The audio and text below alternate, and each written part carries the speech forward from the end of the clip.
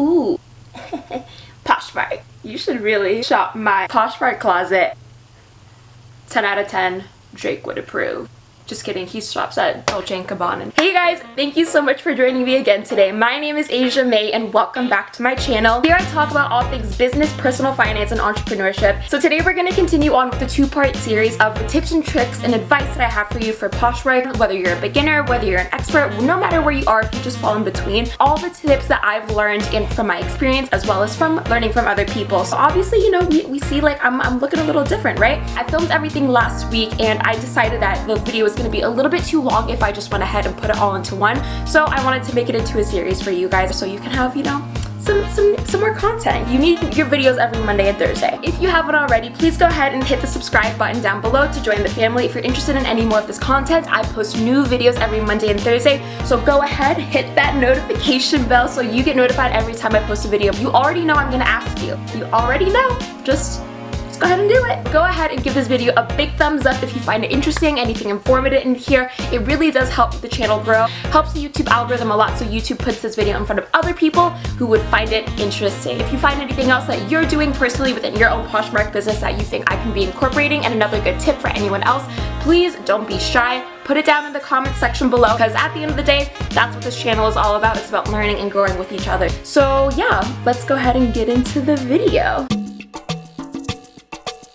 Tip number 6 is do your research. Look up comps. Oh my goodness, there are so many resources online. There's a ton of postures that are online on YouTube that have amazing advice. Some of the ones that I really recommend that I personally watch, I always have them on in the background, but I'm always constantly looking up comps. So the people that I really recommend is Mogi Beth. I love Mogi Beth. I think she is so cute, so adorable, and she's very, very smart and intuitive with a lot of the things that she does. She's someone who really tries to experiment with different, you know, price levels, different items, and she makes me want to try, you know, items that are a little, you know, a little higher rent, a little bit more expensive, and have a higher resale value. Another person I like watching is Lori's Boston Found. I'm obsessed with this lady, like, obsessed with her. So I went to school in Boston and I plan on going back to Boston eventually. So Lori, if you ever see this, I want you to literally like be my adopted mother, even though I'm, you know, a grown woman.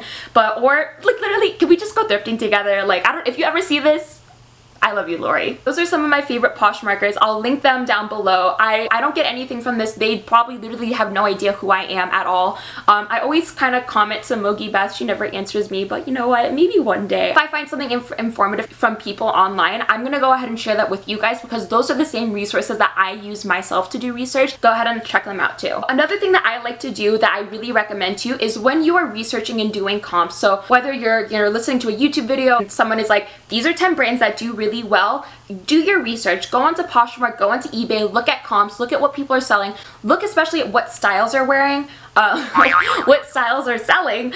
A lot of the times with different brands, you'll find that even though that they might be really popular, they might only be selling certain styles a lot, and certain styles might be going for more than others. That designer shirts maybe really not be as popular and in demand as per se, you know, a flowy maxi dress or something like that. So keeping those items in mind when you're shopping, so you're not picking up items, even though they have the brand name on them, they really aren't going to be selling. That's another thing that's going to help you save money and a lot of headache down the road. When I'm doing comps, I love to like mindlessly just like do things in the background. So I'll have like, you know, a YouTuber going on in the background talking about which brands are really good. What I'll go ahead and do is I'll go inside of Poshmark on my laptop and I'll look up who that brand is, start sharing those items that pop up for that brand. This item is really popular. This item has a lot of likes. A lot of people seem to be gravitating towards these things. I'll go ahead and go and share all of those items that I see as well. People see that you're sharing their items, they're going to share back for you. You're able to kind of kill two birds in one stone essentially. So you're looking up comps, you're seeing what's selling, you're also engaging with the community. You could be mindlessly eating bonbons. Go ahead and do it. Another thing I would also recommend is keep a list in your phone of different designers that are popular. So I'll pull it up on my little device here. Whenever I'm watching YouTube videos and I'm getting a little further information, what I'll go ahead and do is I'll make note of those brands that are really popular. And I'll also maybe write down little things like jackets are popular. Having that list in your phone is really helpful, especially when you're outgoing sourcing and you're like, I can't really remember if it was this brand or if it was a brand's name that was very similar. Have it immediately in your phone. You're able to double check. I always recommend bring your phone with you, have that list of names in there. It's really easy just to cross-check and reference. And then if you have any further questions or additional, like, you know, you're not really sure, go ahead, go on Poshmark, go on eBay, look up comps. Super helpful for you. It's little things like that where you can see that, oh, this style is actually really popular this season. Go online shop, put things in your cart, but just don't buy them. That's really honestly the cool thing about Poshmark and being in the reselling business. Your job is, in a sense, when doing research, is shopping around. So I think it's really fun. Take a little time, go sit in your backyard, sit by the pool, have a little vino, a few shots of the 1942, just do your research. Doing your research is also beneficial, not just so you know which items to pick up, but also how to price that item. Essentially what that means is not to price the item too low, because if it's too low to your bottom line, more than likely people are always going to be negotiating with you. Poshmark is just a huge negotiating platform. Like, seriously, it is. I think people don't really understand that. Like, when people go into Poshmark, it's because they want to get a good deal. They want to pay less money. So oftentimes people are not afraid to really lowball offers. Make sure that when you're pricing those items, you're looking at comps so you can see about where the item should really be falling. If it's priced too high, people are going to be deterred from actually looking into the item. Also put in a little bit of cushion room, so if you need to make offers on an item, you're not discounting things the more than you're comfortable with, so you're still able to maintain and get the same profit that you would really be okay with. So make sure you're adding that additional padding just inside there. I think a really big thing too is that people oftentimes are like, I need to get this number. If people can't offer me lower than this number, I can't accept it, or I won't be making. No, like, sometimes things are sitting in your closet. If you feel very confident about an item, don't settle. But oftentimes I feel like people miss out on a lot of sales because they can't let things go and they feel very emotionally. It's important to always keep your money moving, and if an item's been sitting for a while, if it's a little bit stale, go ahead, sell it. It's better to always be getting that money back into your business so you're able to invest in other products that are going to be selling a lot better on your closet. Tip number 7 is space out how many items you are posting every day on inventory. So initially I thought, like, whenever I would do a haul, that I would just go ahead and put all the inventory right on Poshmark the same day. The best thing to do is to actually space out the number of days so you're constantly engaging and posting new things onto your Poshmark closet. This helps with always replenishing your Poshmark closet, but it also helps a lot with the engagement in the algorithm that Poshmark has. For whatever reason, they like to see people posting things every single day. Shows greater engagement. Number that I kind of got from a lot of people that are on YouTube is maybe list around 5-ish items every single day. That depends on if you're sourcing, if you have enough items for that. So maybe if you only source like 10 or 15 items that week, do like 2 items. Just always make sure you're spacing out the number of inventory items that you're putting onto your closet so that you're able to make new posts every single day. Also, guys, it's always really important to remember Poshmark is a numbers game. The more items you have in your closet, the more potential you have for people to be buying those items. There's a lot more selection for people to be looking for. They can look through your closet, find different items that they may like, bundle things together, and just remember, numbers, numbers, numbers. One thing that is just so easy: if you don't post, you won't profit. This is so simple. If you're not posting anything, what makes you think you're going to be making any money? I'll wait. Take the time out of your day, designate a day if you really need to go ahead and put all of your inventory items onto Poshmark. Tip number 8 that I really want to point out is give good customer service. I really want to emphasize this, guys, because I've seen a lot of poshers just be rude to clientele online, and I see comments, guys, everything on the internet is public. For me personally, if I see someone being mean to their clientele, that makes me think that they're gonna do the same to me, so it makes me less incentivized to go ahead and buy products from them, because I'm gonna be worried that they're gonna give me bad customer service. Give the customer service that you would want to get from other people, and that is something that is really, really huge. Always just be nice, be kind to people. They're helping support your business, whether you think about it that way or not. I will not lie, it will be, the Lord will test you. He will be testing you. Take the high road, always be the bigger person, and at the end of the day, there's always another sale right behind. Along with that, write your personal notes. Oh my god, just do little things. Poshmark encourages you to go ahead, write people a little personal note, like congratulations, like on your new thing. I always like to write little personal notes because to me, it means a lot to me that someone has chosen something from my closet and they chose me as the person that they would like to give and invest their money in on their closet. So to me, I like to make sure that I always include a very personal note, as well as a thank you card that says, you know, if you have any questions, if something isn't up to your standards or your par, please by all means reach out to me before you go to Poshmark, or, you know, you give a negative review. Due to a certain pandemic that's going on right now, I always want to wish people happy, healthy lives, make sure that their family's okay. Sometimes people just need to have a little bit of positivity in their day, so go ahead, be that person that gives it to them, even if it comes in a little note. Also, be attentive to questions. Do not take days and hours to answer back questions that people have. It literally takes you 2 minutes. Just go ahead, type up a little response to someone if they have questions about sizing, measurements, anything like that. If someone is reaching out to you with a question, answer them almost immediately. The thing is that if you sit on something and you're not responding to people, the higher the likeliness and probability is that they would walk away from buying that item and look for something else. We don't want that to happen. We want to make everything as efficient as possible so that we are not leaving any room for people to go ahead and leave our items on the table and that they end up making that final purchase. Also, this is the thing, returns are inevitable, you guys. Like, they're not the end of the world. Is it annoying? Yes, by all means. Don't be rude, don't be difficult to them, because at the end of the day, if that was done to you, you would be very disappointed. That would leave a bad taste in your mouth and you would leave a negative review. Be more forward thinking. If you give someone good customer service, they might be coming back to your closet, and that's something that's way more beneficial and helps you in the long term than if you were to just, you know, go off on Karen on the internet. There's a lot of Karens on Poshmark. Just don't do that. Don't react to people. Like, just don't. Keep it all in.